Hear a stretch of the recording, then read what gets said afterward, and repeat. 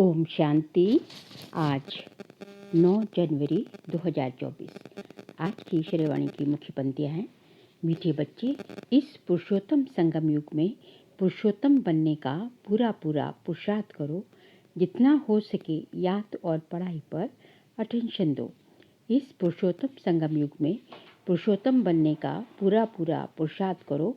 जितना हो सके याद और पढ़ाई पर अटेंशन दो। प्रश्न है, तुम बच्चे बहुत बड़े व्यापारी हो, तुम्हें हमेशा किस बात पर ध्यान दे विचार करना चाहिए? उत्तर है, हमेशा घाटे और फायदे पर विचार करो। अगर इस पर विचार नहीं किया तो प्रजा में दास दासी बनना पड़ेगा। बाप 21 जन्मों की राजाई का जो वर्षा देते हैं उसे गवा देंगे, इसलिए बाप से पूरा सौदा करना है। बाप है दाता, तुम बच्चे सुदामे मिसल चावल मुट्ठी देते हो और विश्व की बादशाही लेती हो। ओम शांति। बच्चे यहाँ बैठे हैं, ये स्कूल है, ये कोई सत्संग नहीं है। महंत, ब्राह्मण व कोई सन्यासी सामने नहीं बैठा है। डर की कोई बात नहीं कि स्वामी नाराज ना हो जाए। भक्ति मार्ग में जब कोई साधु सन्यासी को घर में बुलाते हैं तो उनके पाँव धोकर पीते हैं। ये तो बाप है ना। घर में बच्चे कभी अपने पिता से डरते हैं क्या? तुम तो साथ में खाते पीते चलते खेलते हो। सन्यासी गुरु आदि के साथ ऐसे करते हैं क्या? वहाँ तो सारा दिन गुरुजी करते रहते हैं। यहाँ तो ऐसे नहीं करना है। ये तो पिता है। गुरु से अपना वर्षा, टीचर से अपना वर्षा मिलता है। बाप से तो प्रॉपर्टी मिलती है। बच्चा पैदा हुआ और बाप की प्रॉपर्टी का वारिस बना। यहाँ भी बाप के बच्चे बने, बाप को पहचाना, बस हम स्वर्ग के मालिक हैं।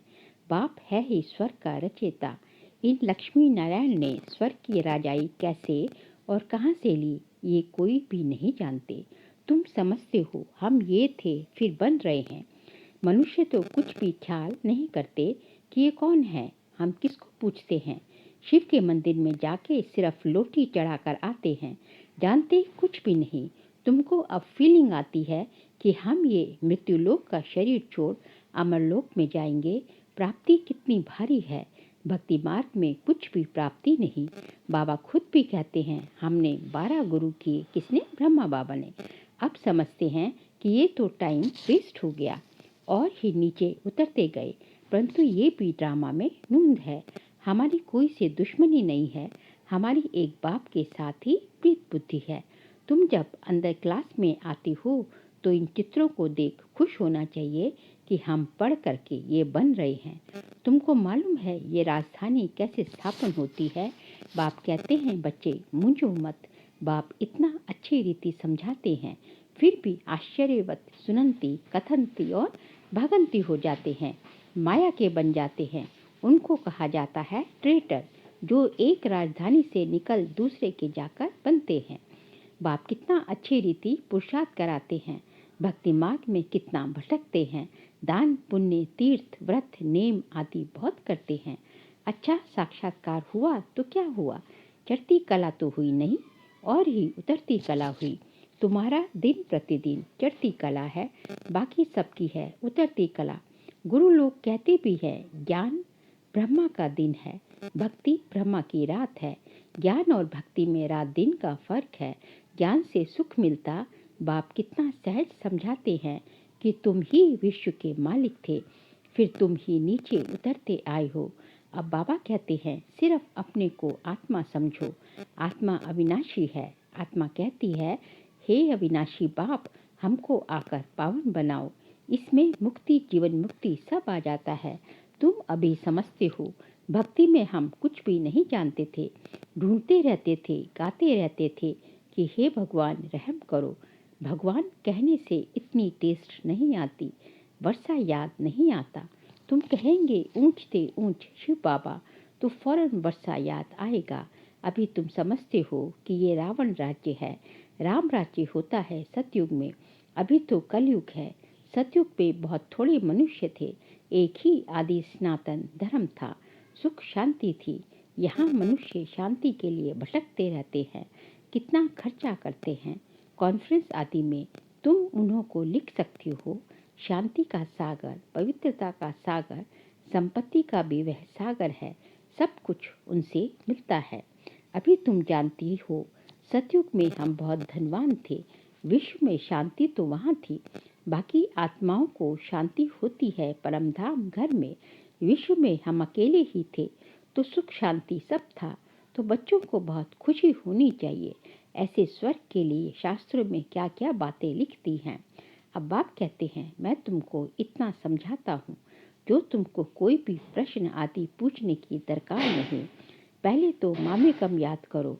तुम बुलाते हो पतितों को आकर पावन बनाओ, अर्थात पुरानी दुनिया को आकर नया बनाओ, परंतु अर्थ कुछ भी नहीं समझते।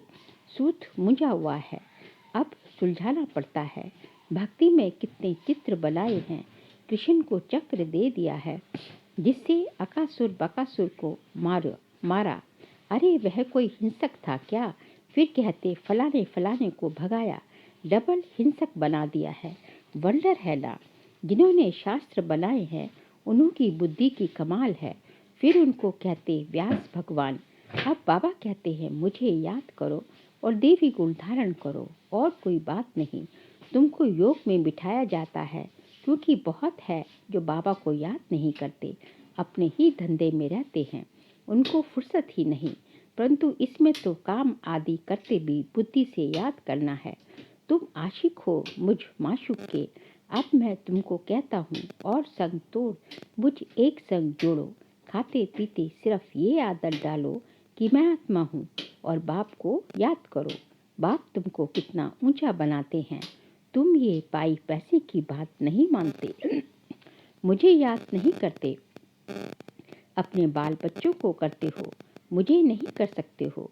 वास्तव में निष्ठा अक्षर कहना रॉन्ग है। बाबा डायरेक्ट आकर कहते हैं, मामी कम याद करो। कल पहले भी सम्मुख बाप ने समझाया था, अभी समझाते हैं। मीठे मीठे बच्चे, कल्प के बाद मिले हुए लाडले बच्चे, अब तुम्हारे 84 जन्म पूरे हुए। अब वापस जाने के लिए तुमको पवित्र जरूर बनना पड़ेगा। विकार में जाने के कारण ही तुम बहुत पतित बने हो। पावन नहीं बनेंगे तो पद भी कम मिलेगा। अपने को आत्मा समझ बाप को याद करो, और 84 के चक्र को भी याद करो। यही स्वदर्शन चक्र है। इसका अर्थ भी कोई नहीं जानता। मुख से ज्ञान शंख बजाना है। ये ज्ञान की बातें हैं। ये तुम्हारा बेहद का बाप है, स्वर्ग का रचयिता है। बाप को याद करो तो तुम्हारी चढ़ती कला हो जाएगी। कितनी सहज बात है। तुम बच्चे अब समझते हो कि ये बना बनाया ड्रामा है। हर 5000 वर्ष के बाद बाप आते हैं। अब अच्छी तरह पुरुषार्थ करो। तुम धन के पीछे क्यों मरते हो? अच्छा, मास में 1,00,000-2,00,000 कमाएंगे, परंतु ये सब खत्म हो जाना है। बाल बच्चे खाने वाले ही नहीं रहेंगे। लोभ रहता है कि पुत्र पोत्रे तर पोत्रे खाएंगे। ऐसे नहीं, पुनर्जन्म सब उस कुल में ही लेंगे। पुनर्जन्म पता नहीं कहाँ कहाँ लेते हैं। तुम तो 21 जन्म का वर्षा पाते हो। अगर कम पुरुषार्थ किया तो प्रजा में दास दासियां जाकर बनेंगे तो कितना घाटा हो जाएगा। तो घाटे और फायदे का भी विचार करो। व्यापारी लोग पाप भी बहुत करते हैं तो कुछ ना कुछ धर्माओं भी निकालते हैं। ये तो है अविनाशी ज्ञान रत्नों का व्यापार, जो कोई विरला ही करते हैं। ये सौदा डायरेक्ट भगवान से करना है। बाप देते हैं ज्ञान रतन, वह तो दाता है। बच्चे चावल मुट्ठी देते हैं, बाप तो देते हैं बेहद की बादशाही। उनकी भेंट में ये जो तुम देते हो चावल मुट्ठी हुई ना। तुम सब सुदामे हो, क्या देते हो और क्या लेते हो। विश्व की बादशाही लेकर विश्व के मालिक बनते हो। बुद्धि कहती है एक ही भारत खंड होगा, प्रकृति भी नई होगी, आत्मा भी सतो प्रधान होगी। सतयुग में तुम देवताएं थे तो प्योर सोने थे। फिर त्रेता में थोड़ी चांदी आत्मा में पड़ती है, उनको सिल्वर एज कहा जाता है। सीढ़ी नीचे उतरते जाते हैं। इस समय तुम बहुत ऊंचे हो। विराट रूप का चित्र भी है। सिर्फ अर्थ नहीं समझते, कितने ढेर चित्र हैं। कोई क्राइस्ट का चित्र रखते हैं तो कोई साईं बाबा का रखते हैं। मुसलमानों को भी गुरु कहते हैं, फिर वहां जाकर शराब की महफिल करते हैं। बाप कहते हैं कितना घोर अंधियारा है। ये सब है भक्ति का अंधियारा, संग की बहुत संभाल रखनी है। कहा भी जाता है संग तारे कुसंग बोरे, कुसंग है माया के 5 विकारों का। अभी तुमको सत बाप का सत्संग मिला है, जिससे तुम पार जा रहे हो। बाप ही सत बोलते हैं, कल्प कल्प तुमको सत का संग मिलता है। फिर आधा कल्प के बाद द्वापर से कुसंग मिलता है रावण का। ये भी समझते हो कल्प पहले मिसल राजधानी जरूर स्थापन होगी। तुम विश्व के मालिक जरूर बनेंगे। यहाँ तो पार्टीशन होने के कारण कितने झगड़े होते हैं, वहाँ तो है ही एक धर्म। सतयुग में कोई पार्टीशन नहीं, पूरा जय विश्व ही भारत ही होगा बस। विश्व में शांति थी जबकि अद्वैत देवताओं का राज्य था, एक ही धर्म था। वहाँ अशांति कहाँ से आई? क्योंकि वहाँ धर्म ही एक है, वह है ही ईश्वरीय राज्य। स्पिरिचुअल नॉलेज से परमात्मा ने किंगडम स्थापन की है, तो जरूर वहाँ सुख होगा। बाप का बच्चों पर प्यार होता है ना। बाप कहते हैं मैं जानता हूँ तुमको कितने धक्के खाने पड़ते हैं, समझते हैं भगवान कोई ना कोई रूप में आएगा जरूर। कभी बैल पर सवारी भी दिखाते हैं, अब बैल पर कभी सवारी होती है क्या? कितना अंधियारा है। तो तुम बच्चे अब सबको बताओ कि बाप सबको वर्षा देने आए हैं। भगवान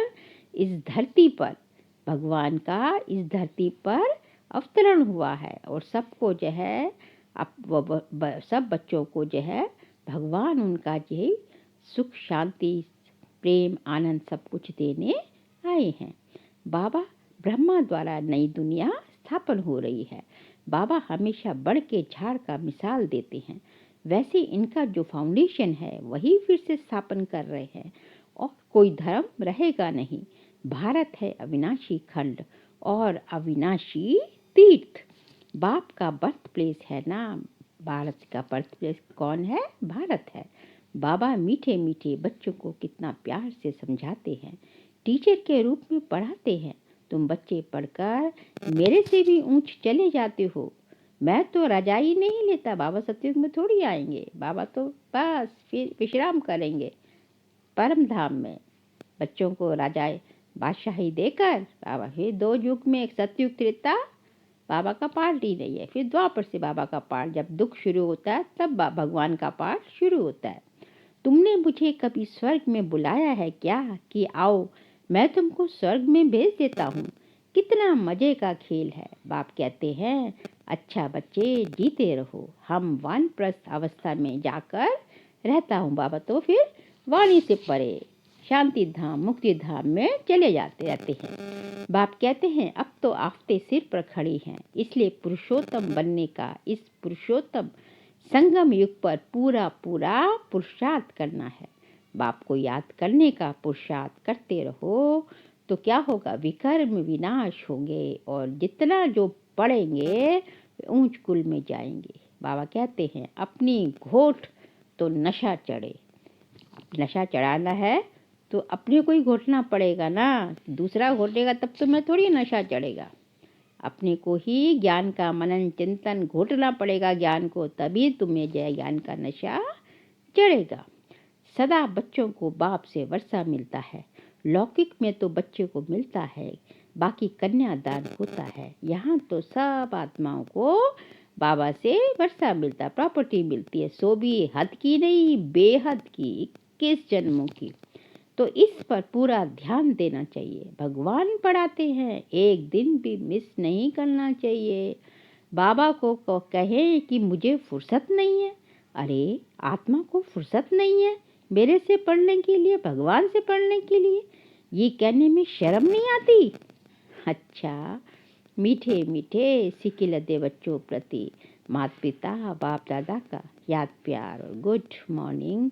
रूहानी बाप की रूहानी बच्चों को नमस्ते। हम रूहानी बच्चों की रूहानी बाप दादा को नमस्ते नमस्ते नमस्ते। सार के लिए पॉइंट्स हैं।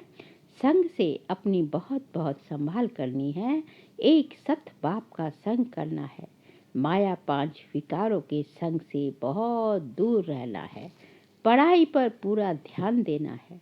अपनी मस्ती में रहो। कहा जाता है अपनी घोट तो नशा चढ़े, एक दिन भी पढ़ाई मिस नहीं करनी है। आज का बाबा का वरदान है, सेवा में स्नेह और सत्यता की अथॉरिटी के बैलेंस द्वारा सफलता मूर्त भव। सेवा में स्नेह और सत्यता की अथॉरिटी के बैलेंस द्वारा सफलता मूर्त भव। जैसे इस झूठ खंड में ब्रह्मा बाप को सत्यता की अथॉरिटी का प्रत्यक्ष स्वरूप देखा। उनकी अथॉरिटी की बोल कभी अहंकार की भासना नहीं देते थे। अथॉरिटी तो थी, लेकिन अथॉरिटी के साथ अहंकार नहीं था। अथॉरिटी के बोल में क्या था? स्नेह समाया हुआ था।